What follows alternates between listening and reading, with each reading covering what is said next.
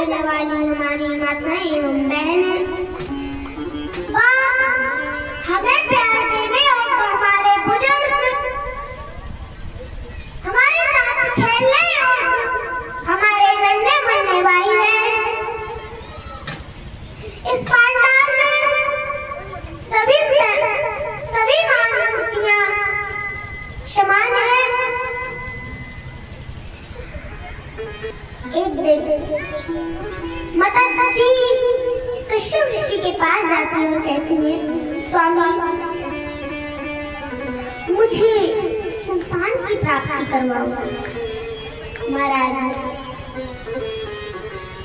कश्यप ऋषि कहती है, देवी ये समय संतान प्राप्ति करने का समय नहीं है। ये समय संतान प्राप्ति करने का समय नहीं है। अरे देवी इस समय भूतगण भोले बाबा के साथ में भूतगण भ्रमण करते हैं और महाराज जिस पे भूत प्रेत का साया पड़ जाए वो देवता हो सकता है? नहीं ना, देवता तो हो नहीं सकता। माताओं कथा तो सुनी भी नहीं हो पाई। आप बातें पहले करने लगे, चलो आप लोग बातें कर लो आप। कृपया करके मेरी हाथ जोड़ के विनती है, कथा को बड़े विस्तार से सुने, तन और मन से। महाराज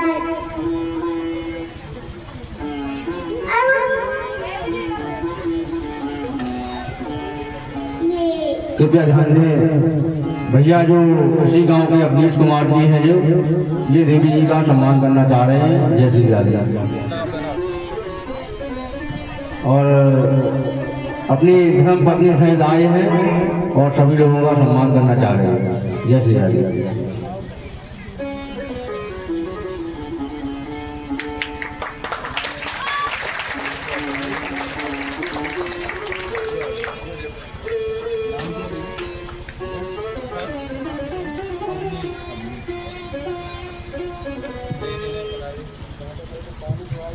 ये अवनीश कुमार जी के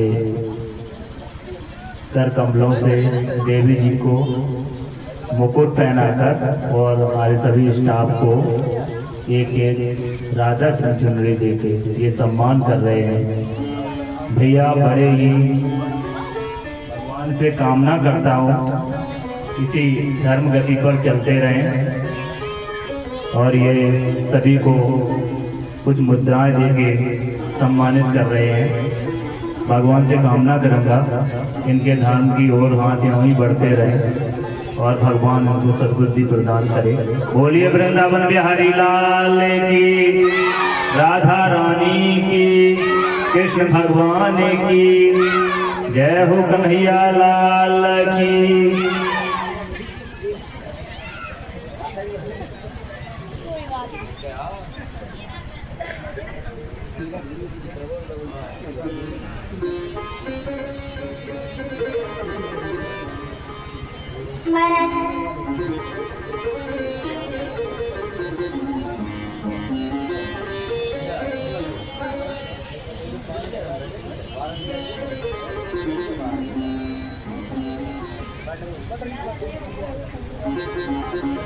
महाराज अवनीश, आदरणीय अवनीश भैया जी ने हमें मुकुट पहना के सम्मानित किया है। महाराज मैं तो कहती हूँ कि इनके हाथ हमेशा दान पुण्य की ओर बढ़ते रहे और इनके धन के भंडार हमेशा भरे रहे।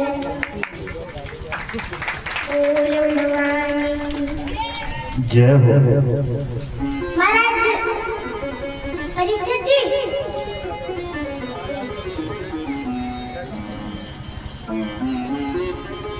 परीक्षित महाराज कहाँ पे थे? याद नहीं है,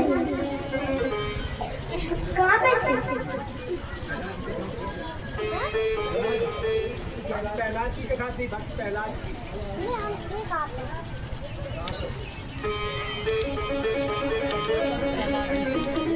बताइए सुन रहे हैं। महाराज माता कयाद माता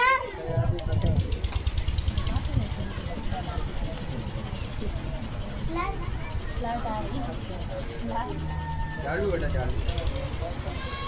महाराज माता दीदी कहती हैं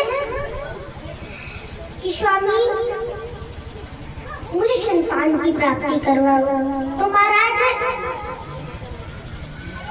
कश्यप ऋषि कहते हैं देवी ये संतान प्राप्ति करने का समय नहीं है। अरे इस समय बाबा भोलेनाथ अपने भूत गणों के साथ भ्रमण करते हैं। ये संतान प्राप्ति करने का समय नहीं है।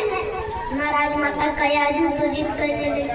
और देखिए महाराज जिस पे भूत प्रेत का साया पड़ जाए तो वो देवता हो सकता है, नहीं ना?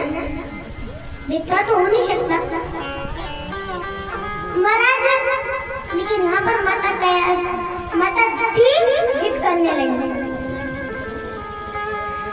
अब महाराज कश्यप ऋषि उनके आवेश में आकर उनको संतान प्राप्ति करवाते हैं। लेकिन कहते हैं देवी मैंने आपको संतान प्राप्ति तो करवा दी, मगर जो आपकी संतान होगी वो राक्षस प्रवृत्ति की होगी, वो बहुत अत्याचार करेगी।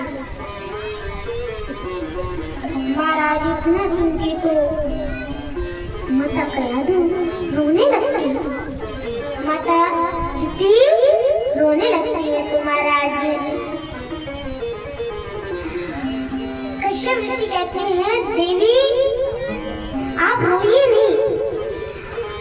आपकी संतान भले ही राक्षस प्रवृत्ति की होगी लेकिन उन्हें मारने के लिए स्वयं भगवान को अवतार लेना पड़ेगा। जो आपका पौत्र होगा वो भगवान का अनन्य भक्त होगा। महाराज इतना सुन के तो माता दीदी खुश हो जाती है, खुशी के मारे झूम उठती है। महाराज अब 9 मास पूर्ण होते हैं। माता दीदी से 2 पुत्र होते हैं, हेलाक्ष और हेलाक्ष। महाराज हेलाक्ष छोटा है, हेलाक्ष बड़ा है। महाराज अब धीरे धीरे दोनों बालक बड़े होते हैं और महाराज जैसे ही बड़े होते हैं महाराज इस हेलाक्ष ने तो बड़े होते ही बड़ी प्रलय मचाई है। और महाराज आज तो हद ही कर दी। आज महाराज इसने पृथ्वी को उठाया और समुद्र में छुपा दिया। महाराज पूरी धरती पे त्राहिमाम। महाराज अब जो महाराज उड़ने वाले थे जीव जंतु वो तो उड़ने लगे और जो भ्रमण करने वाले थे वो डूब के मर गए। अब महाराज इधर से नारद मुनि उड़ते हुए आ रहे हैं और महाराज इधर से ये हेलाक्ष भी आ रहा है। इसने नारद मुनि को रोक लिया। रुको। नारद मुनि रुक जाते हैं। ये कहता है हमसे युद्ध करो। महाराज नारद मुनि कहते हैं कि भैया हमें युद्ध करना नहीं आता। ये कहता है युद्ध करना नहीं आता, बस ये भिड़ा बजाना आता है। नारद मुनि बोले हाँ भैया हमें तो सवारी करना लेना आता है। महाराज ये बोला आता हो चाहे ना आता हो हमसे युद्ध करो। महाराज ब्रह्मा जी कहते महाराज नारद मुनि कहते भैया मुझे सच में युद्ध करना नहीं आता। महाराज ये बोला आता हो चाहे ना आता हो हमसे युद्ध करो, मेरी बुरा मुक्ति मच रही है। हमारे नारद मुनि ने बड़ा सुंदर जवाब दिया है। कहा है भैया अगर मैं युद्ध ना करूं तुझसे युद्ध करने के लिए कोई तुझे ऐसा योद्धा बता दूं जो तेरी सदा सदा के लिए पीढ़ी मैट देगा। महाराज अब ये कहता है बताओ नारद मुनि कहते हैं कि यहाँ से चले जाओ, सीधे चले जाओ समुद्र के पास। समुद्र में से एक सूकर अपनी दाढ़ों पे पृथ्वी को रख के ला रहा होगा, तो उसी से युद्ध कर लेना, वो तुम्हारी सदा सदा खुजली मिट देगा। महाराज अब ये भगवान के पास जाता है, भगवान को छेड़ने लगा, आराम से युद्ध करो, युद्ध करो। अब महाराज भगवान को जब छेड़ के लाए तो भगवान ने उससे महाराज मल्लयुद्ध क्यों किया? मल्लयुद्ध तो इसलिए किया क्योंकि भगवान को उसकी भुजाओं की खुजली भी तो बैठनी थी। महाराज फिर ये मल्लयुद्ध कुछ देर तक तो हुआ, फिर महाराज जब इसकी भुजाओं की खुजली बढ़ गई तो महाराज भगवान ने ऐसे मुक्ति का प्रयास किया है जिससे इसका वही प्राण तोड़ गया।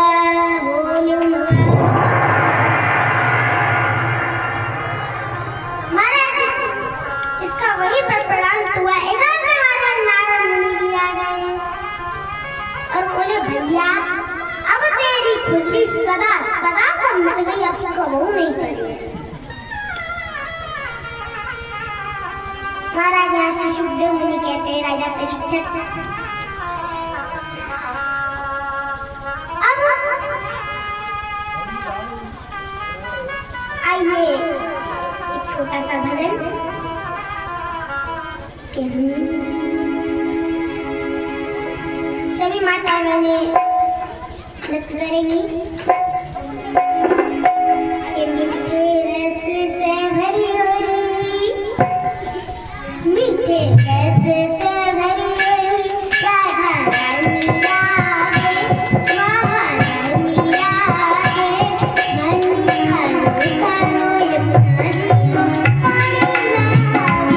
मीठे रस से भरी होरी राधा रानी आगे, राधा रानी आगे, मन हरो करो यमुना जी पानी लागे।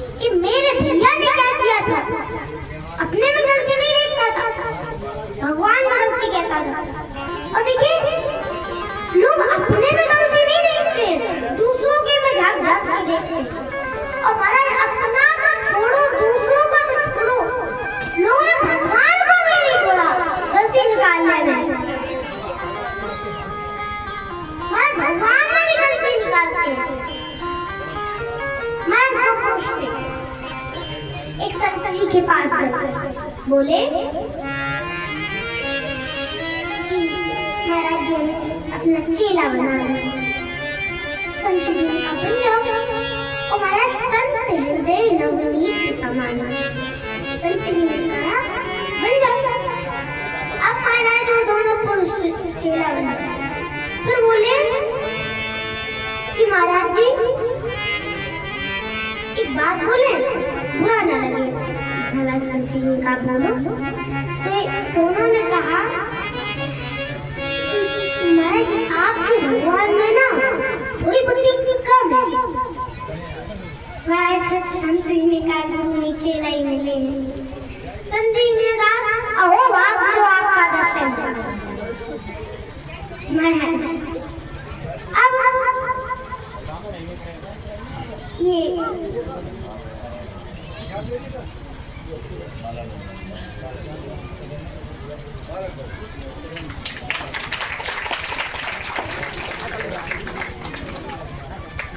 कार में लपेटो, समझे? लपेटो भैया, कोई भी बेचते बा।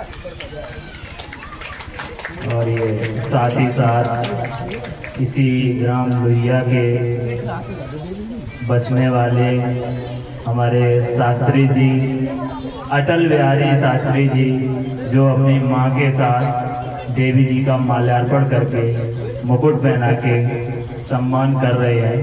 मैं भगवान से ये कामना करता हूँ भगवान इनको धर्म की तरफ बढ़ाता रहे और हमेशा इनके भंडार खुशियों से भरे रहे। ये देवी जी को माल्यार्पण और मुकुट के द्वारा कुछ वस्तुएं देके सम्मानित कर रहे हैं। भगवान से यही कामना है कि भगवान इनको धर्म के मार्ग पर चलाता रहे, ऐसी सद्बुद्धि प्रदान करता रहे। बोलिए वृंदावन बिहारी लाल की।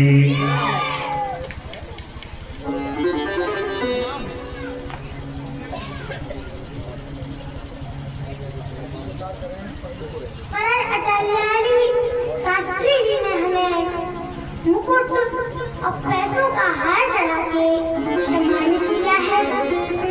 मैं तो कहती हूँ इनके धन के भंडार हमेशा भरे रहे और इनका दान पुण्य की ओर हाथ जरूर जाए, हाथ बढ़ते रहे इनके दान पुण्य की ओर। बोले भगवान जय हो।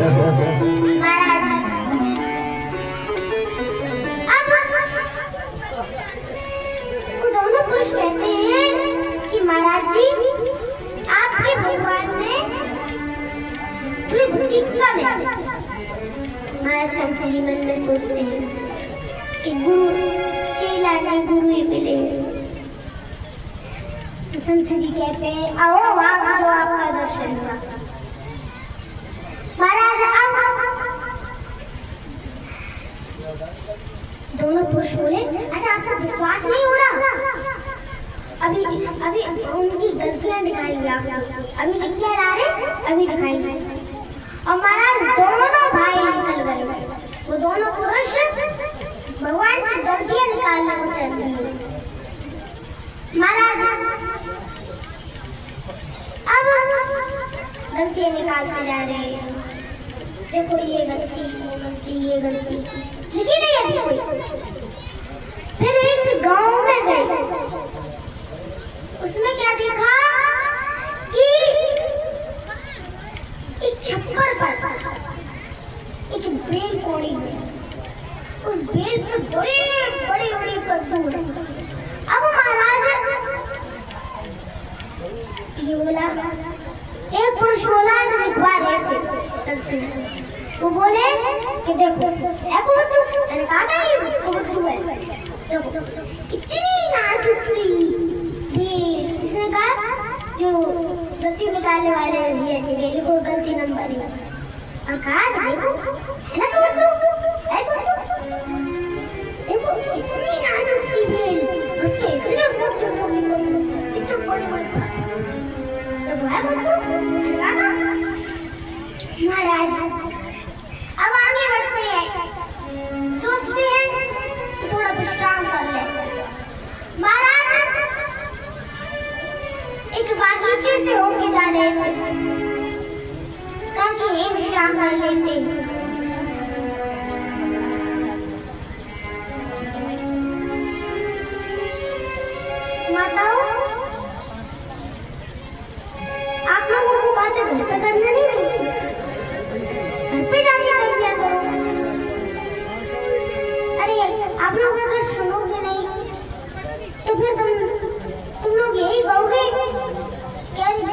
छोटी है कि अब कुछ कह नहीं पाती हूँ। कथा को जब ध्यान से सुनोगे तभी तो आनंद मिलेगा। ये आनंद तो किराए से नहीं लूंगा, यही मिलता है इसी ज्ञान सीट पे। तो सभी माताएं ना एकदम ध्यान से कथा को सुने। महाराज बोलो भगवान महाराज, अब इन्होंने कहा थोड़ा विश्राम कर लेते हैं, थोड़ी लेट जाते हैं, बहुत थक गए। अब महाराज ये एक आम के वृक्ष के नीचे सोने जा रहे थे कि तब तक क्या देखा, उस आम के वृक्ष पर छोटे छोटे आम लगे, कच्चे आम लगे। महाराज ये बोला क्या, जो लिखाने वाले थे बोले इनको गलती नंबर 2, तो बोला तो देखो महाराज जी को विश्वास नहीं हो रहा था, कहा था ना कहूँ तू है। देखो इतना बड़ा विशाल वृक्ष, उसपे इतने छोटे छोटे फल, अरे वो वाले वृक्ष उस पे कर देता और वो वाले वृक्ष इस पे कर लेता है कौन तू। और महाराज गलती नंबर 2 लिखी, सोने ही जा रहे थे कि भगवान ने बड़ी बात की। भगवान ने कहा कि अपनी बुद्धि का परिचय को भी दे दे। तो महाराज भगवान ने क्या कहा कि एक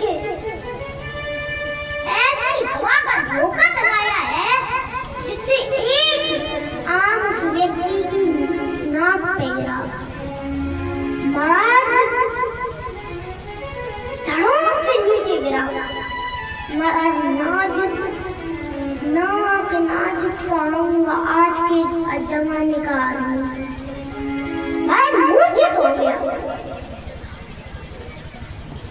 अब जो लिखिया मुंशी थे वो बोले कि वैद्य को बुलाए, हकीम को बुलाए, पानी छिड़के, पानी पिलाए, क्या करें, हवा करें।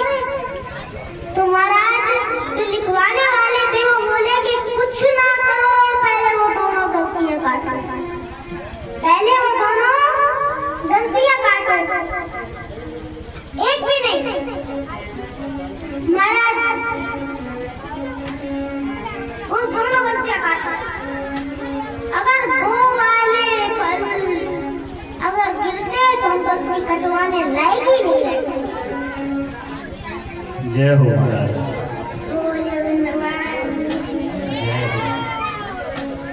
इसलिए महाराज लोग अपने में गलती नहीं देखते, दूसरों में गलती देखते, भगवान में भी गलती देखते। महाराज ये हिरण्यकश्यप अपने अंदर गलती नहीं देखता था, ये नहीं सोचता था कि मेरे भाई ने क्या किया है, ये नहीं कहता सोचता था।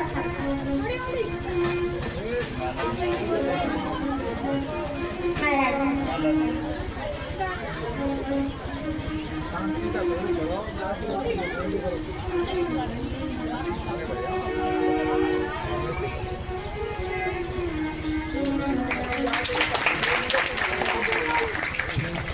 और ये इसी के साथ ही साथ ये राजकुमार भैया की बेटी हैं राखी, इसी गांव की हैं। इन्होंने देवी जी को माल्यार्पण करके सम्मानित किया है। मैं भगवान से ये कामना करूंगा कि इनके हाथ सदा ही धन की तरफ बढ़ते रहें, भगवान इन्हें सद्बुद्धि दे। बोलिए वृंदावन के हरिलाल की। महाराज हमारी राखी दीदी ने हमें माला पहना के हमें संबोधित किया है। मैं तो कहती हूँ कि इनके हाथ दान पुण्य की ओर हमेशा बढ़ते रहें और इनके धन के भंडार हमेशा भरे रहें, इन्हें सुख संपत्ति भगवान देते रहें। ओम भगवान जय हो। महाराज ये हिरण्यकश्यप अपने में गलती नहीं देखता था, ये नहीं सोचता था कि मेरे भाई ने क्या किया, भगवान में गलती देखता था। अब ये सोचता है कि क्यों ना विष्णु से टक्कर ली जाए। अभी कहता है कि विष्णु तो अमर है,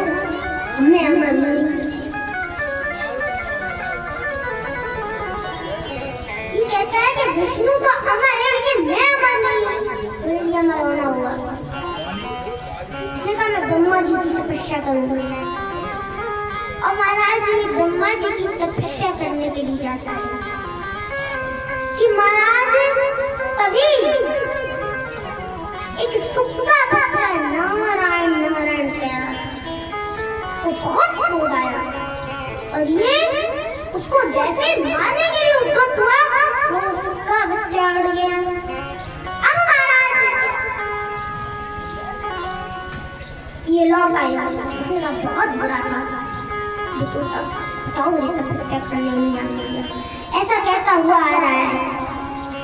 अब महाराज ये आता है, महाराज माता कयाधु कहते हैं इससे, अरे स्वामी आप इतनी जल्दी लौट कैसे आए, आप तो तपस्या करने गए थे। महाराज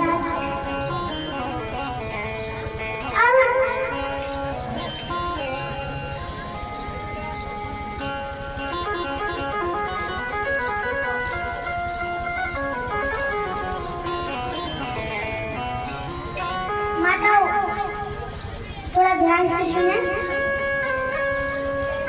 महाराज अब ये कहता है, अरे देवी मैं तुम्हें क्या बताऊं, उस सुख का बच्चा ना एक तोता ना नारायण नारायण कह रहा था, शत्रु का नाम ले रहा था, ये बहुत क्रोध आया इसलिए मैं लौट आया, उसने मेरे शत्रु का नाम लिया।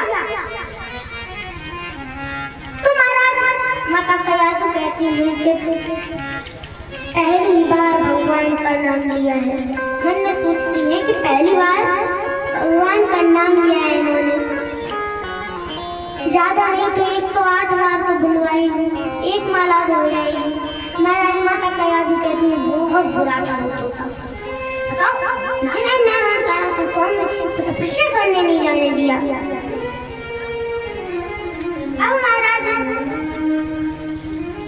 ये अब माता कयाधु फिर से आती है कि स्वामी तू तुमका क्या कह रहा था, बड़ा दुष्ट क्या कह रहा था स्वामी, मुझे याद नहीं क्या कह रहा था, ये होता है मैंने तो खाना बनाया बोला था। माता कयाधु कहती है बहुत बुरा था, बहुत बुरा। महाराज माता कयाधु हर थोड़ी देर में आती है। महाराज ऐसे करके माता कयाधु ने इसे 100 बार बुलवा दिया। महाराज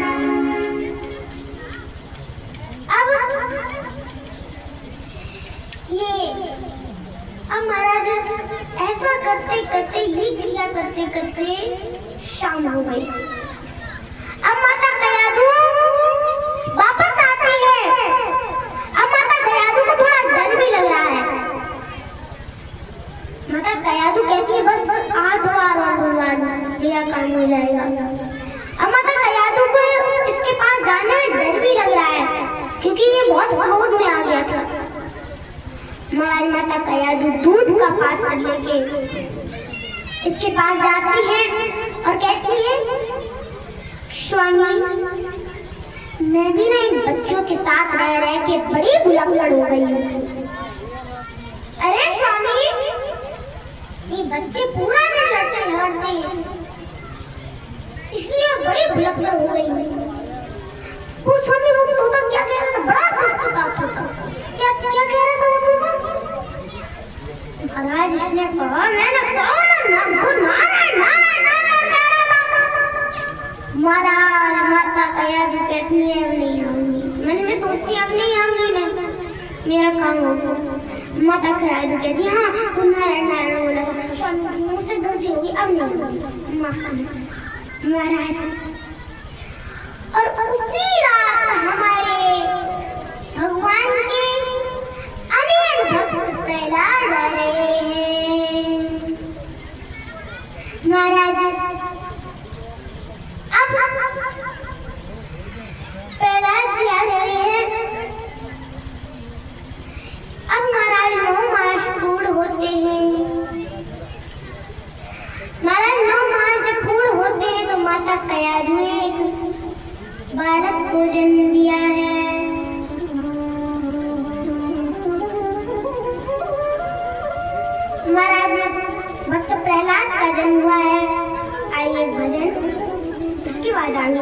गाना शुरू करेंगे। बांस की बांसुरिया पे घड़ा इतरावे, बांस की बांसुरिया पे घड़ो इतरावे,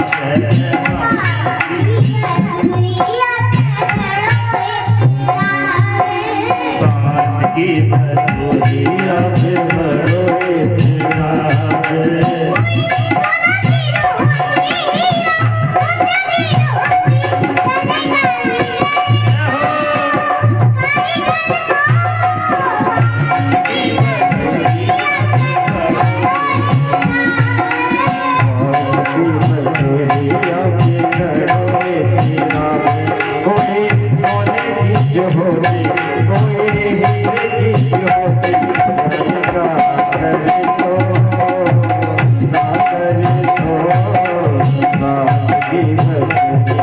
Thank you.